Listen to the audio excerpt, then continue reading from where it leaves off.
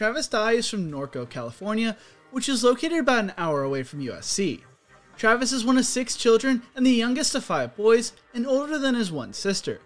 You may recognize the Dye last name because his older brother Troy previously played for Oregon. His oldest brother Tony played at UCLA and later for the Cincinnati Bengals. For much of Travis's life, he was defined by his relationships to others, especially when it came to sports. Travis attended Norco High School, where he would be a star, with Troy earning the nickname Baby Dye. Throughout his career at Norco, Travis rushed for 5,105 yards and 58 touchdowns, while also having 762 receiving yards and 9 touchdowns.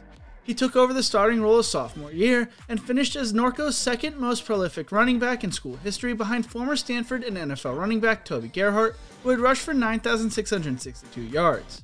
During his senior year, Dye averaged 23 carries per game and was a workhorse for his high school team, leading them to the quarterfinals of the state playoffs. Unfortunately, his high school career ended with an ankle injury early in the game. He finished his senior year rushing for 2,383 yards and 34 touchdowns.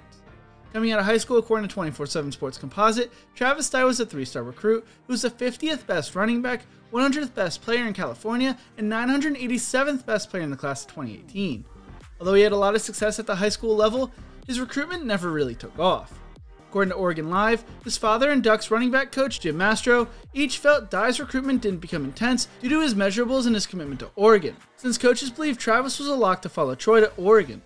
According to 24/7 Sports, the Ducks were also his only offer. 6 weeks after Norco's playoff loss, Dye enrolled early at Oregon as a mid-year enrollee. Hey you! Yeah, you! How do you think Travis Dye will do at USC? Let me know in the comment section below. If you are enjoying this video, make sure to leave a like, a comment, and subscribe to the channel. I would really appreciate it because it really helps the video in the algorithm. When Travis arrived at Oregon, a flip switched and he went to work.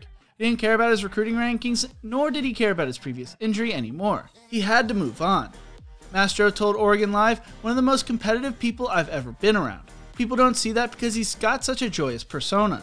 He hates to lose. He hates to do something wrong. When I correct him, he hates to be corrected.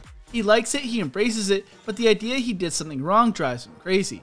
That's why he's so good. His attention to detail, his game preparation is off the charts. When it comes time for game time, there's nothing really that surprises him." Dye ran for 739 yards with 4 touchdowns and had 12 catches for 69 yards and a touchdown as a true freshman in 2018. He had 33 carries for an Oregon freshman record, 199 yards, and 2 scores against Oregon State. Dye would see his production drop his sophomore year in 2019 as CJ Verdell became a bigger contributor. He had as many games with double-digit carries as games with fewer than 5 carries, 5 in total. He finished the year with 106 carries for 658 yards, but did not find the end zone on the ground. He also had 16 receptions for 159 yards and his only touchdown of the year. While some may have transferred, Dye stayed and continued to put in the work.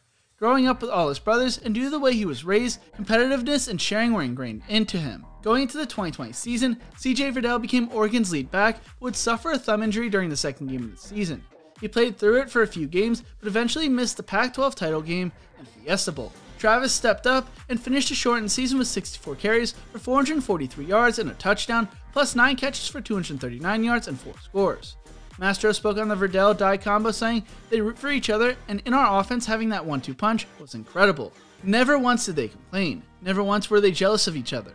Dye had his best season this past year, rushing for 1,271 yards and 16 touchdowns on 211 carries, while also having 46 receptions for 402 yards and 2 touchdowns. He had 3 games of over 150 rushing yards, and after his 153-yard, 1-touchdown game against Oklahoma in the bowl game, it looked like he may enter the draft.